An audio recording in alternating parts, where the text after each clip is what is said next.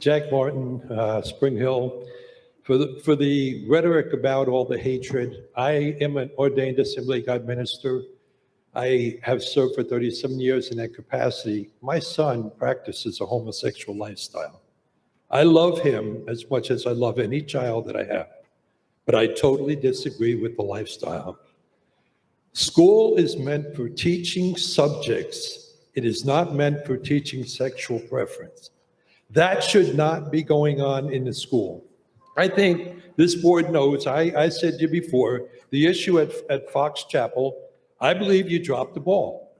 And I believe that may have been in part because the teacher was transgender and nobody wants to touch on issues like that.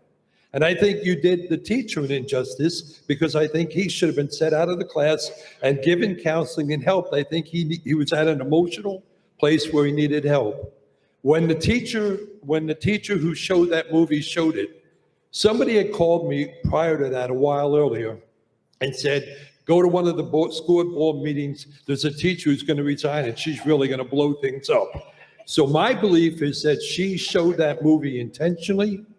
There's a plethora of movies that could have been shown on science and on the environment that didn't include that. I believe that was intentional.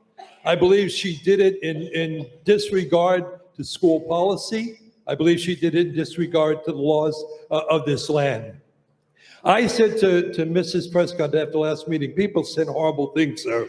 I said, I can disagree with you on issues, but I will never say something harmful. The hatred I felt in the room tonight wasn't from Christians.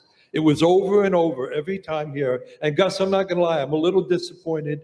They kept getting up, making noise, doing stuff. You kept saying you were gonna put somebody out. You didn't put them out. I am disappointed in you for that. Shannon and Mark, I would vote for you over and over again, and I would probably vote for others here. But Shannon and Mark, I would vote for you over and over again. You have the courage to do what you believe, and I think that's something that shouldn't be put down. I want to close with this remark because while some here may not be into the idea of grooming, this is a song done by the San Francisco Gay Choir. You think that we'll corrupt your children if our agenda goes unchecked. Funny, just this time, you're correct. We'll convert your children, happens bit by bit, quietly and subtly, and you'll barely notice it. The fear is that that should not be being taught in the school. Let's go back to reading, writing, and arithmetic, and let's work as a community, not as two different ideologies. Thank you. Charles Long.